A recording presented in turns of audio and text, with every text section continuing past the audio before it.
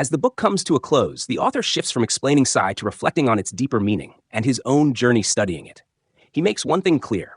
The case for psi does not depend on one person or one lab.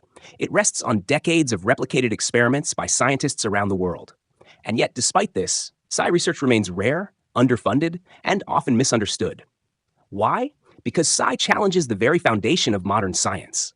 It forces us to question deeply held assumptions about reality, consciousness, and the limits of human potential. The strange position of psi. The author describes the unusual position of psi researchers. Religious groups sometimes reject it as blasphemy. Skeptics dismiss it as pseudoscience. Scientists may be secretly interested, but afraid to openly explore it. Psi sits in a strange middle ground, too scientific for believers, too unconventional for skeptics.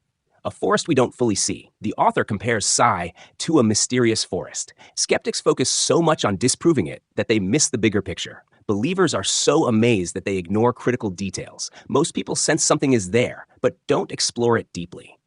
Meanwhile, a small group of researchers continues trying to carefully study and understand it. Why study psi? For the author, the answer is simple: curiosity and possibility. He didn't begin with mystical experiences. Instead, he became interested because psi represents one of the most challenging and fascinating scientific questions. When he conducted experiments himself, he encountered results that didn't fit conventional theories. At first, this caused confusion, even discomfort.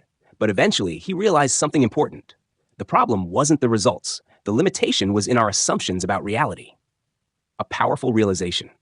The breakthrough came when he stopped trying to force psi into existing scientific frameworks and instead imagined that science itself might expand. At that moment, the conflict disappeared. This reveals an important truth. Science is not a complete description of reality. It is an evolving approximation. The bigger picture.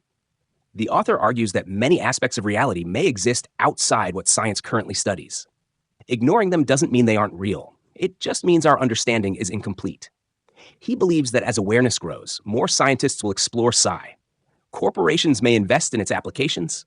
Entire new technologies could emerge. Whoever successfully develops practical applications of psi could shape the future of science and technology. Final words of the book. In his final reflection, the author looks ahead with both humility and anticipation. Future generations, he suggests, may look back at us the same way we look at early scientists, amazed at how little we understood, yet how confident we were. Just as the 20th century transformed our understanding through relativity and quantum physics, the 21st century may bring even more profound shifts in our perception of reality. Psi may be part of that transformation. And so, the book ends not with certainty, but with a powerful idea. We are only at the beginning of understanding what is possible.